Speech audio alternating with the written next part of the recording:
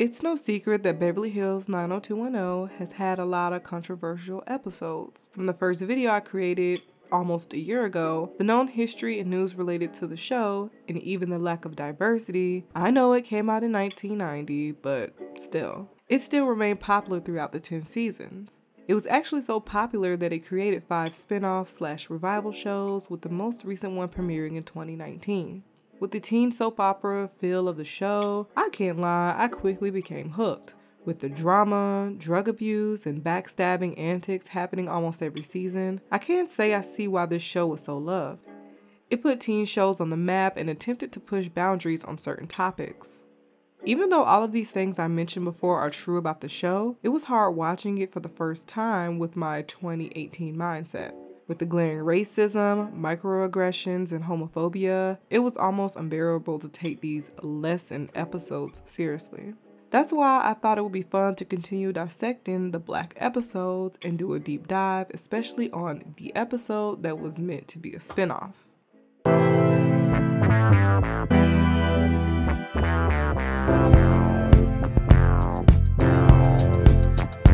What made this episode unique compared to the others is that these Black characters were given a personality outside of being Black. You can get a brief understanding as to how they are and how they view their new environment. When I noticed how vastly different these characters were written, I started to do a little bit more research. I quickly found out that this is the only Black episode that was co-written by a Black writer throughout the entire series. Judy Ann Mason has written for shows like Good Times, A Different World, and the film Sister Act 2. When I digged a little deeper, I discovered that 90210 got fined by SAG because of their lack of minorities during season 1. A producer and writer of the show explained that they fixed the problem by having minorities in the background, and that Aaron Spelling was proud of this adjustment and thought this change was more than enough. Charles also went on to say that this episode was supposed to be the start of a spin-off show. This was our Guess Who's Coming to Dinner episode and was particularly in reaction to our lack of a minority presence on the show, and a chance to perhaps spin off a Black family show, which I would have loved to do.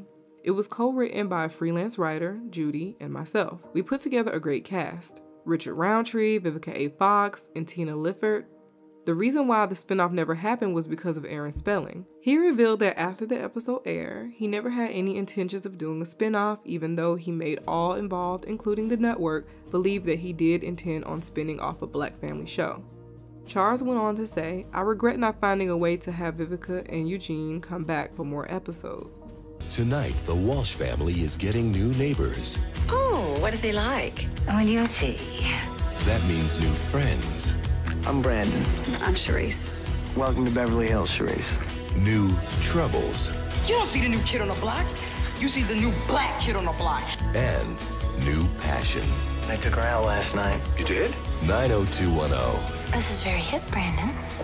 Very hip. An all-new episode tonight. Because of the recent neighborhood break-ins, the Walshes joined the neighborhood watch and installed a new security system. When Cindy is talking to one of her neighbors after a meeting, the old lady hints at how the new neighbors are noticeably different, saying, "Oh, you'll see," when asked, "What are they like?" She didn't list how warm or welcoming they were when she met them or any of their personality characteristics. When the old lady made her comments, I instantly knew that the new neighbors were either going to be a person of color or queer. The next day, Cindy goes over to the new neighbor's house and introduces herself. At first, the conversation felt genuine between Felicity and Cindy until Felicity made a strange joke after Cindy invited her to join the neighborhood watch. Well, it's not like Beverly Hills has a major crime problem or anything, but there have been some incidents this month. Oh, we heard. In fact, my husband thinks it's a good thing all these break-ins started before we moved in. He was joking, of course. Oh, I knew that. Now, I can't speak for all Black people, but I just don't understand why Felicity would make that joke to a white woman she just met. If she was speaking to another Black neighbor and made that joke, or even to her friends over the phone, I would get it, but here, it just doesn't make any sense. Just because Cindy feels and probably is genuine, I can't imagine a Black woman saying that in this situation. Meanwhile, at the Blaze, Andrea tells Brandon that they finally found a staff photographer named Robinson, and he is by far the best person for the job. What I find interesting is that Brandon asked the same question Cindy did. What is he like? This is clear that they're also introducing another character that would likely be a person of color or different. Andrea admits that she hasn't met him yet and wants Brandon to let Robinson know he's got the job. But for some reason, Brandon worries if he'll like him, and I'm like, what? Why would he think that about someone he's never met and probably would only interact with for a few hours every week? Brandon has never been concerned throughout the entirety of the series if a stranger liked him, so why now? I honestly found the writing so heavy-handed that it's hard to ignore these moments. It's clear they're trying to set up that these characters are different in some ways. When Brandon goes to look for him, he assumes that a white student was Robinson, because I guess only a white student can take great pictures, before he finally introduces himself to Robinson. Even when Robinson is revealed, the music becomes so damn dramatic.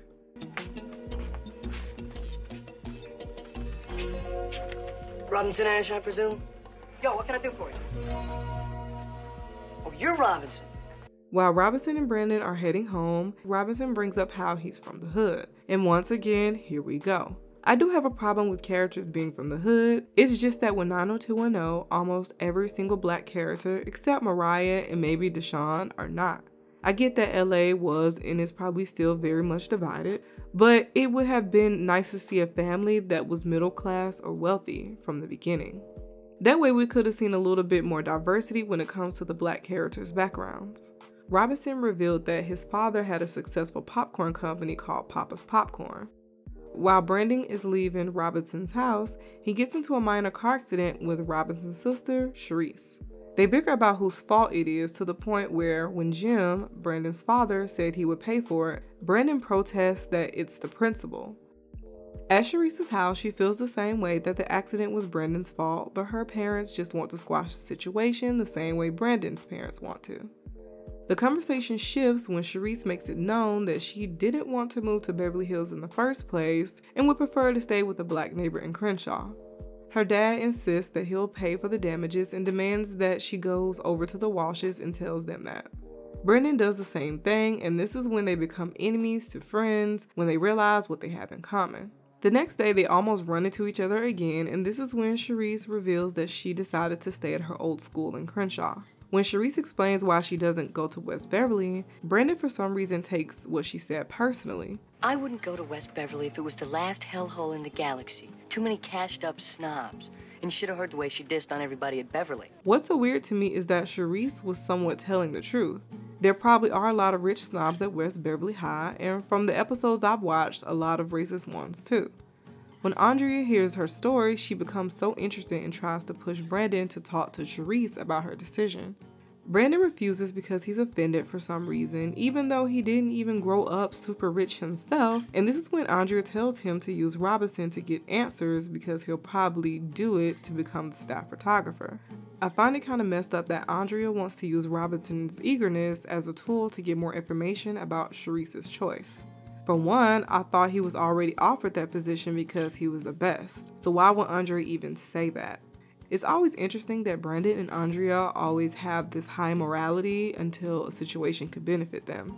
They've often judged others for their somewhat questionable moral decisions, but makes the exception for themselves.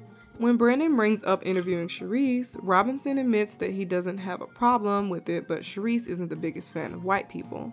You see, it may be different with you, but the truth is, Sharice really isn't that crazy about white people.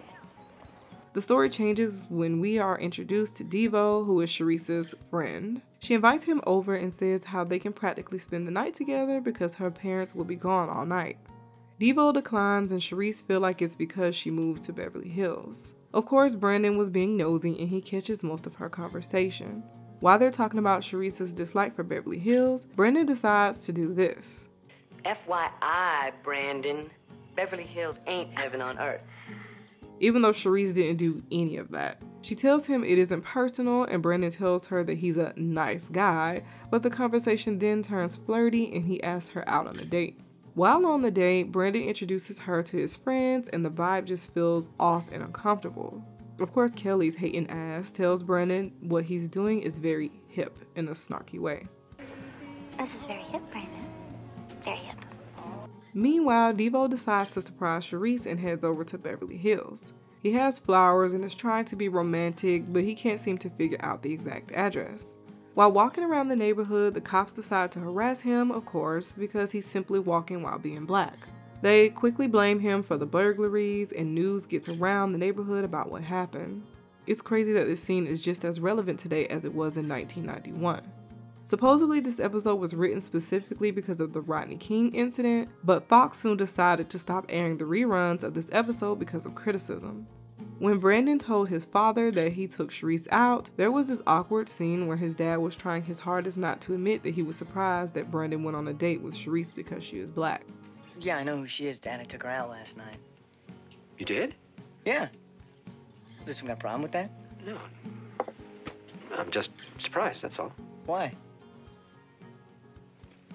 Well, These moments feel so inauthentic to me. It's like the show wanted us to believe that the Walshes were progressive and anti-racist, but was super scared to go all the way. They told the line for the majority of the episode until the very end. When Brandon tries to discuss the situation with Robinson, he quickly shuts the conversation down. Her parents are upset that she snuck around and invited him, and it's clear that her father doesn't even like Devo because he's a dropout. The dad also seems very traditional and worries what the neighbors will think, opposed to Sharice, who doesn't believe in assimilating into white spaces. I like how the writers had the Ash family have different perspectives. Robinson wants to fit in, the dad wants to try his hardest to be the perfect representation of a black family, and Sharice refuses to assimilate. Showing how there isn't a monopoly on how black people view these things was the highlight of the episode for me. At school, Kelly and Steve continue with their clearly racist perspective and ask about Sharice, but Brandon dismisses their comments. What are you talking about? Sharice. What about Sharice? We're just wondering if there's any jungle fever happening. The issue I have with what they said is the tone. Their comments were clearly supposed to be funny for the viewers, but it comes off more tone deaf and racist more than anything. Brandon talks to Andrea and explains how Devo wasn't arrested because he was clearly innocent, but he wants to ask Devo himself what happened that night. When he asks Robinson about the situation, it's clear that he is frustrated. He finally realized that Brandon was using him to get to Sharice and that all he saw was a black kid. Brendan, of course, rants about this to Brenda, and per usual, Brenda ate. If you didn't think there was a kernel of truth to what he was saying, you probably wouldn't be so angry. When he tries to talk to Sharice, she tells him that she knows about the article and that he clearly only asked her out to get more information. He protests and then tries to become the victim, and that moment just feels so cheap. This could have been the perfect opportunity for Brandon to confess his faults and learn from the situation, but he doesn't. It honestly seemed like he cared more about telling the story in his school newspaper, opposed to respecting how Sharice and Robinson felt and avoiding crossing their boundaries. Of course, Brendan takes it too far and figures out where Devo works. While he's riding over there, of course, the music switches because... That's what makes it hip-hop. Open up your legs, let me lift the devil, and raise hell. I rode downtown. He finds Devo and damn near demands that he tells him what happened, and I feel like Devo doesn't owe Brendan a damn thing. He even called Brendan out for switching up how he talked and asked if he learned that from the Spike Lee handbook. Security patrol jack you up, or was it the city cops? Did you say jack you up? You've been reading your Spike Lee handbook. That's another thing I noticed from these black episodes. The main characters always switch up when they talk to a black person, and it's so uncomfortable to see. Devo explains that what happened happens every day where he's from, and that Rodney King was just lucky that someone filmed it on their home camera. It's really frustrating to watch Brandon harass this man when it's Devo's trauma, and he should have been able to handle it however he chooses to. I think a show that discussed and represented this type of trauma well was Dear White People. When Reggie experienced police brutality, no one had the right to tell him how to feel or how to process this trauma. When Brenda, Sharice, and Robinson show up at the restaurant, Brandon admits that he isn't sure if he's going to write the story anymore, and I was like, finally. Brandon is finally doing the most respectable thing. Until Robinson tells him he should write it, and I'm like, huh? Robinson wasn't the one being harassed by the police, and this isn't his story to tell. I feel like the writers had this mindset of, well, if one black person approved, then it's okay. At the end, Sharice is allowed to date Devo, Robinson is hanging out with the main characters, and the Ashes and Walshes are friends now. The way this episode ended felt completely different from the other black episodes. The Ash family felt more integrated into the main characters' lives, and hell, they even live next door. I find it very telling that this show had 2 spin-offs, with only one of them being successful. It's very clear that Spelling never had an issue with creating spin-offs from his original content. He only had issues with black characters and other people of color. I also want to say that this isn't an isolated incident with Aaron Spelling. Throughout his career, he made it clear how he didn't approve of black people and characters on his show. This example I use is only the tip of the iceberg when it comes to his racism. I really would have loved to see the Ash family get a spinoff because the story that was set up was so intriguing to me, but of course, people's conventions get in the way. I want to say thank you for watching. Please like, share, and subscribe, and let me know what you think in the comments. I also want to say the other videos where the comments are turned off, YouTube does that, so I hope they don't do it to this video as well. But yeah, I will see you in the next video. Bye. Open up your legs, let me lift the devil and raise hell.